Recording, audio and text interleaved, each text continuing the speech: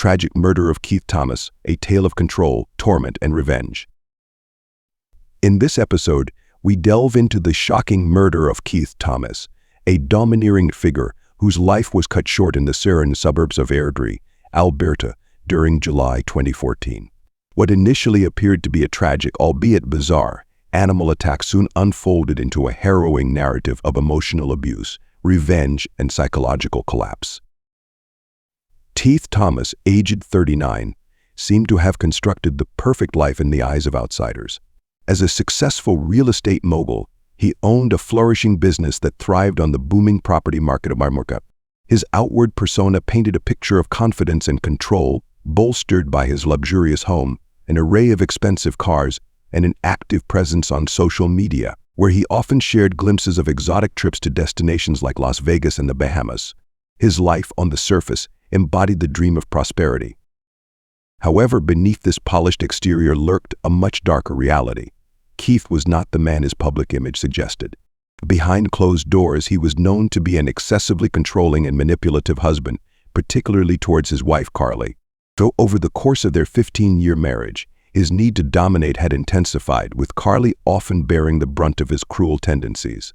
Friends and family noticed how Keith exerted power over every aspect of her life, from what she ate to how she dressed, consistently demeaning her appearance and self-worth.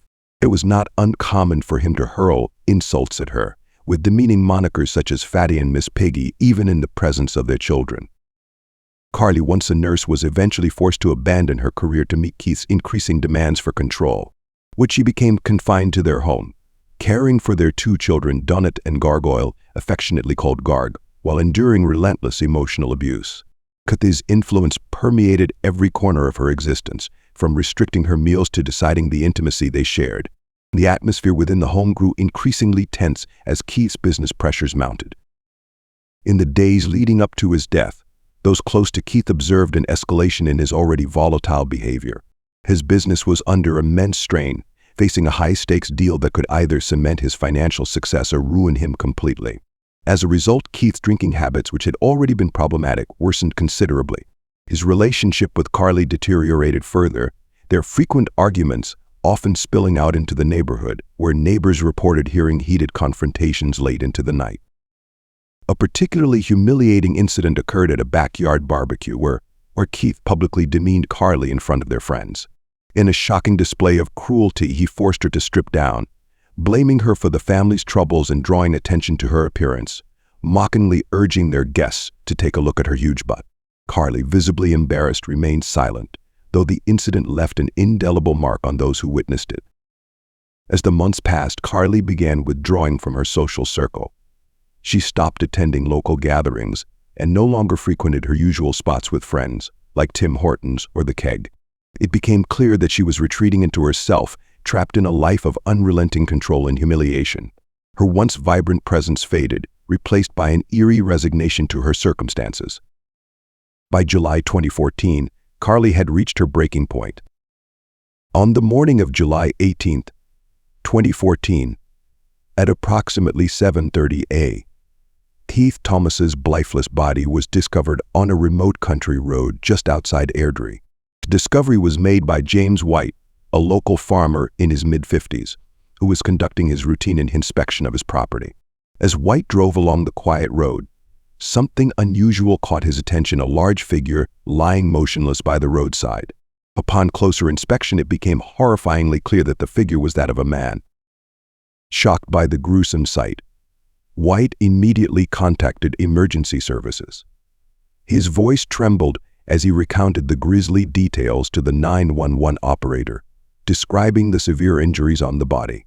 His initial assumption was that Keith had fallen victim to a hit-and-run accident or perhaps a wild animal attack, as the deep lacerations on the body suggested a violent altercation. Within 20 minutes, officers from the Aircreator RCMP detachment arrived at the scene. They cordoned off the area and initiated a preliminary investigation. Although the first assumption pointed to a wildlife attack, something about the wounds raised suspicion. That while animal encounters with bears, coyotes, and wolves were not unheard of in rural Alberta, that the precision of some of the injuries did not entirely match typical animal behavior. and the body was quickly transported to the Calgary Medical Examiner's office for a thorough autopsy. Investigators scoured the area for evidence, though no signs of struggle or vehicle tracks were immediately apparent. The peculiar nature of the crime scene only deepened the mystery surrounding Keith's death. As the investigation unfolded, new revelations emerged, casting doubt on the initial theory of an animal attack. Keith's domineering personality, the escalating tensions at home, and Carly's long-suppressed anguish would soon come under the microscope, shedding light on a much darker and more complex motive behind his brutal murder. When officers from the Airdrie RCMP arrived on the morning of July 18, 2014, they initially believed they were confronting either a tragic accident or a wildlife attack gone wrong. The rural setting and the mutilation of the body pointed towards such conclusions. However, the investigation quickly took a more sinister turn. Sergeant Ryan Keller, a 15-year veteran of the Royal Canadian Mounted Police, was assigned to lead the inquiry. Known for his calm and methodical demeanor, Keller immediately took charge, ensuring that the crime scene remained untouched and free from contamination. His team quickly cordoned off the road, pushing back curious onlookers and members of the media, including reporters from the Calgary Sun, who had already arrived to cover the gruesome discovery. The scene that greeted Keller was strange and unsettling. Keith Thomas's lifeless body lay face down near the edge of a gravel road, his clothes torn and his body covered in deep gashes and scratches. Yet something about the scene seemed incongruous. Keller noticed that many of the wounds appeared too clean, too precise to be the result of a random animal attack. They lacked the jagged, erratic tearing that would be expected from an assault by a bear or coyote. Furthermore, the ground surrounding the body was undisturbed, no signs of a struggle, no footprints, no blood trail, and no evidence of movement in the nearby vegetation. It was as though Keith's body had been deliberately placed there. The investigators wasted no time, employing the full range of crime scene tools to collect any potential evidence. They photographed the scene from multiple angles, took soil samples, and closely examined the body. Despite the disarray, certain key items were missing, notably Keith's wallet and cell phone, adding an additional layer of complexity to identifying the victim. However, after consulting local missing person reports, the RCMP quickly confirmed that the deceased was Keith Thomas, a well-known figure in Airdrie's real estate community. Keith's body was transported to the Calgary Medical Examiner's office for a detailed autopsy, while Sergeant Keller and his team remained focused on uncovering any leads at the crime scene. Despite the remoteness of the location and the absence of immediate witnesses, they meticulously combed the area for any overlooked clues. Luminol was applied in hopes of detecting traces of blood that may have been missed or cleaned up. Hair and fiber samples found on the body were collected and sent to the forensic lab, potentially holding the key to identifying the perpetrator. The autopsy, however, revealed a chilling truth. Keith Thomas had not died from an animal attack. The medical examiner found that he had been shot once in the chest, the bullet wound being the actual cause of death. The strange mutilations on his body had been inflicted post-mortem, ruling out any involvement of wildlife. The clean, deliberate cuts were not the marks of a wild animal, but rather the work of human hands. It was now evident that this was no accident. They were dealing with a homicide, a particularly gruesome one at that. With this revelation, Sergeant Keller's team shifted their focus, now pursuing the investigation as a murder case. The deliberate nature of the mutilation suggested a level of planning, and the absence of immediate evidence made it clear that the perpetrator had taken careful steps to cover their track. The investigators knew they had a complex case on their hands, but Keller remained determined to unravel the mystery behind Keith Thomas's violent death. Back at the RCMP detachment, the investigation quickly turned its focus to Carly Thomas, Keith's wife of 15 years.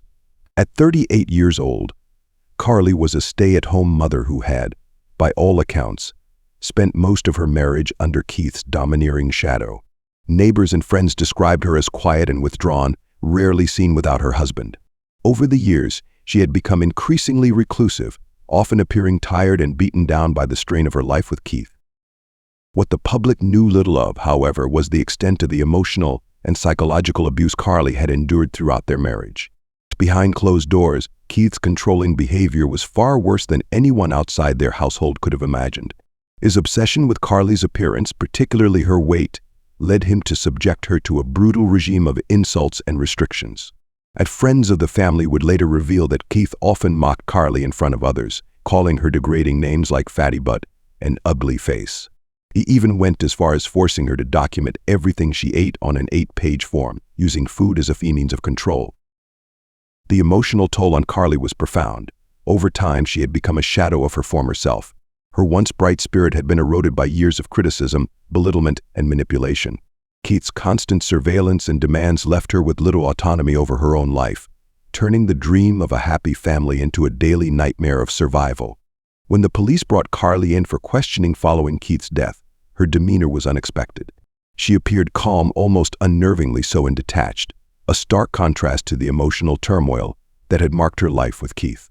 Yet beneath the surface there was a lingering tension, as if Carly was carrying the weight of years of unresolved pain. The investigation into Keith Thomas's murder had only just begun, but the spotlight was now firmly on Carly Thomas. The police were about to unravel a story of control, torment, and ultimately revenge. Sergeant Keller and his team had anticipated a more emotional response when they questioned Carly Thomas, Keith's wife. They expected tears, anger, or at the very least some sign of distress. However, Carly's demeanor was a stark contrast to these expectations. She remained calm, almost eerily composed, as she answered their questions with a straightforward, unshaken manner. Carly provided a clear timeline of her whereabouts on the night of July 17th, explaining that she had spent the evening at home with her children, watching TV shows like The Bachelorette before heading to bed early. According to Carly, Keith had left the house around 9 p.m., and she claimed to have no knowledge of where he went after that. Yet her lack of visible emotion immediately raised red flags for Sergeant Keller. Carly's detached, almost indifferent attitude seemed at odds with the gravity of her husband's violent death. When asked about the state of her marriage, Carly admitted that it had been over for years. She spoke casually about Keith's affair with Danica Berliner, a younger woman, but claimed to harbor no resentment towards Irina. Carly described herself as indifferent, stating that she had stopped caring about Keith's infidelities long ago. Despite Carly's composed responses, Keller and his team were not convinced. Her calmness felt unnatural, especially given the circumstances, and her emotional detachment was noted as highly suspicious in the investigation report. The investigators pressed Carly on various aspects of her story, including her knowledge of firearms. Carly claimed she didn't own any guns and had no idea how to use one, a surprising assertion in Alberta, where gun ownership was common, even expected in many households. Though she answered all their questions without hesitation, her unshaken demeanor left the investigators wondering if she was hiding something. Sergeant Keller made a mental note to keep Carly on their radar as the investigation progressed. The next person of interest was Danica Berliner, a 21-year-old student at Mount Royal University in Calgary. Described as attractive, thin, and outgoing, Danica was the polar opposite of Carly, making her stand out as more than just a rival. Danica and Keith had been involved in an affair for over a year, a relationship that was no secret among those close to the Thomas family. Danica often flaunted her youth and beauty, much to Carly's discomfort. She lived in a trendy apartment just outside downtown Cowell and worked part-time at a fashionable coffee shop. On social media, Danica's posts showed a carefree lifestyle filled with outings to popular spots like Cowboys Dance Hall and chic restaurants like the Beltliner. It was clear that she was living well beyond the means of a typical university student. When police brought Danica in for questioning, her nervousness was evident. Dressed in expensive athleisure wear, she fidgeted constantly, tapping her nails on the table as she answered the investigators' questions.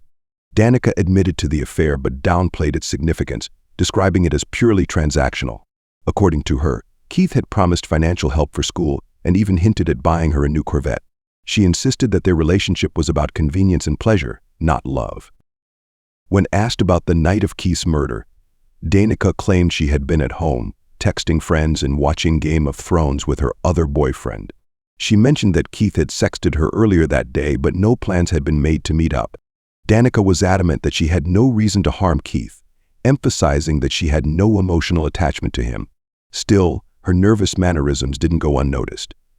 Despite her confident assertions, the investigators suspected there was more to Danica's story. They began digging into her financial situation and any possible motive she might have had for wanting Keith dead. It became clear that Danica's relationship with Keith had afforded her a lifestyle she wouldn't have been able to maintain on her own. Keller directly confronted Danica about her possible involvement in Keith's murder, but she vehemently denied it, her tone growing sharper as she defended herself. She bluntly admitted to disliking Carly, referring to her in vulgar terms, but insisted that this was no reason for her to wish harm on Keith. The police took note of her responses, keeping her on their radar, but as of yet they lacked enough evidence to directly tie her to the crime. The investigation then shifted its focus to Tim Dawson, a 40-year-old hairdresser who lived just 2 houses down from the Thomases in their quiet Airdrie neighborhood. Tim had been a close friend of Carly's for years, often stopping by during the day while Keith was at work. Known around the neighborhood for his flamboyant personality and outgoing nature, Tim was well-liked, but also had a reputation for being nosy. He owned a small but loyal salon called Chicken Sleek in a nearby strip mall. To some, Tim was Carly's emotional support during her difficult marriage, but others whispered about his darker side. He had a history of violent outbursts, particularly when drinking. In fact, Tim had been arrested for assault in 2011 after a heated argument with her partner, though the charges were eventually dropped. Tim had also been known to make cruel jokes about Carly's weight, sometimes joining in with Keith's verbal abuse when the 3 of them were together. Despite this, he remained close to Carly, often acting as her confidant. When the police brought Tim in for questioning, he was initially friendly and eager to present himself as the caring friend who had always been there for Carly. However, things took an unexpected turn when Tim admitted to harboring sexual feelings for Keith, a revelation that caught the investigators off guard. Tim explained that he had admired Keith for years and had hoped their friendship might evolve into something more, but Keith had never reciprocated his advances. When asked about his whereabouts on the night of Keith's murder, Tim claimed he had been working late at his salon, staying behind to clean up after a busy day. He insisted that he hadn't seen either Keith or Carly in the days leading up to the murder. However, as the questioning continued, Tim's demeanor shifted. He grew defensive and raised his voice, emphatically denying any involvement in the crime.